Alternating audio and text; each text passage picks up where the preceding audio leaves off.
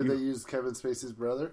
Like they did Paul Walker when Paul Walker died? They just No. But it was very much like, you guys already shot the movie, you've already got a trailer out, and now you want to go and recast it, and this is like Thanksgiving time, and you guys still want to put the movie out before Christmas? You're going to shoot yourself in the foot. Yeah. And sure. as far everything I know about the timeline, they got a guy by the name of Chris Plummer to be in the role. Yep. And luckily, before they cast Kevin Spacey, they got Plummer to read for the part, and they're like, "Sorry, we're gonna go with somebody else." He's like, "Okay, that's fair." But he still had all the lines memorized. He knew the material. So when they're like, Kevin Spacey's out, who else do we got? And they kind of went back to the drawing board, and they're like, we can still give this to Chris Plummer. And luckily he was like, yeah, I've got nothing else going on. Like, let's do this. Okay. And all of the parts of the movie that Kevin Spacey was in, weren't. They reshot him? I guess there weren't very many of them, so it was easy for them to reshoot all of those scenes with Chris Plummer. Okay. So between, I think, the week of Thanksgiving and like the first couple weeks of December, they took Chris Plummer, reshot all those scenes, and spliced his newly shot scenes into the movie. And now all the money in the world is a go. And they were able to do it before Christmas. No kidding. Did you know that the kid, his name's Charlie Plummer? You think any relation? No relation. That's yeah, weird. I already looked that up. They're like, no, it's a coincidence. Yeah. It's like Smith and Smith. Like, yeah. Well, except it's Plummer and Plummer, which is not right. It's not as common, right? But yeah, it's just a coincidence. I found out. But yeah, I liked Logan. I saw Guardians of the Galaxy 2. Loved it.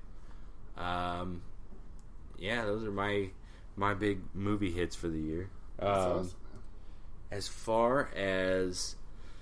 As far as music, I haven't really listened to too much new stuff. I like a guy that I just heard of this year, John Bellion. Yeah, I like him.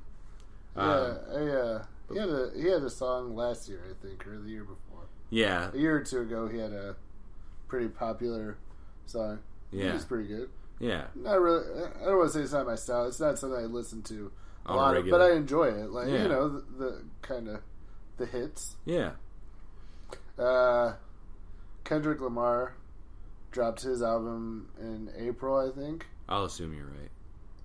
Well, I mean, it was definitely this year, and I Yeah. believe it was in April, and it's phenomenal. It's really good. I don't know. I don't know. I listen to Spotify, and Yeah, me too. So I discovered some new bands, but I don't know if they put anything out. So Hold NPR up. does. Did you see that commentator's name was Booger McFarlane? I did now. I saw Okay. Booger. I saw Booger up there.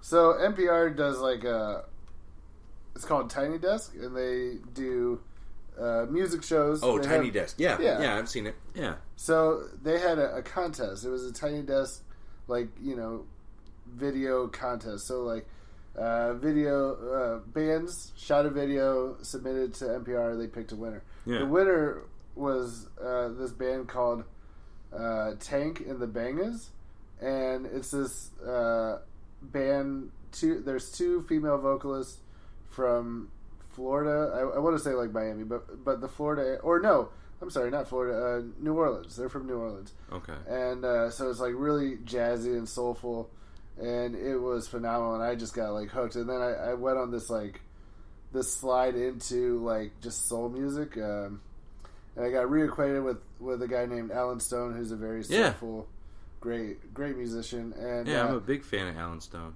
And I learned about this is a great band. They're from Alabama, but the band is St. Paul and the Broken Bones. And okay. They're phenomenal as well.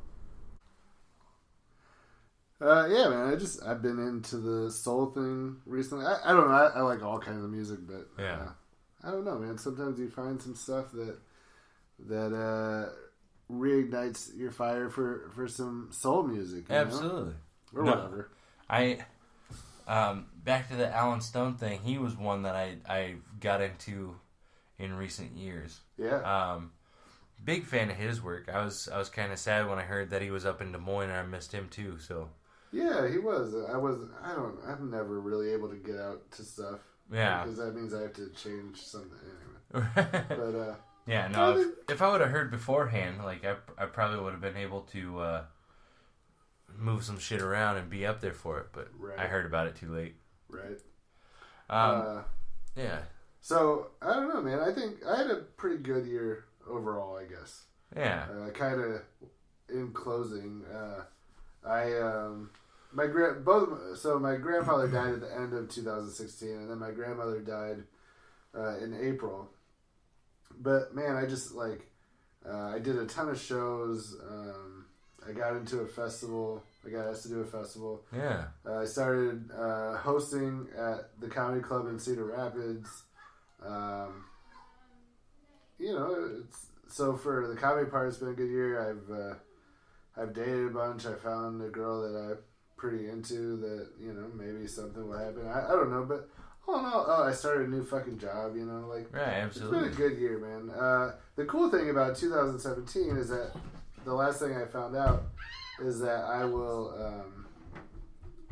be... You could probably hear my children bash around in the hallway. Your kids here. There's a bar that opened up this year called the Triple Crown Whiskey Bar in Raccoon Motel. A fellow comedian, Robert Krause, was doing the booking and running that show. He's started other things and asked if I would take over for him. So nice. Starting in 2018, I'll be doing the booking and very cool. Just writing schedules basically. The job pretty much does itself. I'll open and close each show probably. At least for a little while. They'll probably get tired of me, doing it. But how they do. Well, I think with getting busier, we started the podcast, which was great. Yeah. So far, we've been on a roll. We have, but with all that, I'm just not able to get out to mics like I should. As a comedian, to be able to do shows, you need to practice material, and I just have not been able to hit a whole lot of mics recently. So doing that show will kind of be like my mic, which will be nice. I'll be able to try some new stuff in front of a they always get a pretty good crowd. So yeah, man, it's I would say for me, 2017 has been a success. Yeah. Well, as going into 2018, I'm kind of hoping to do a couple more things.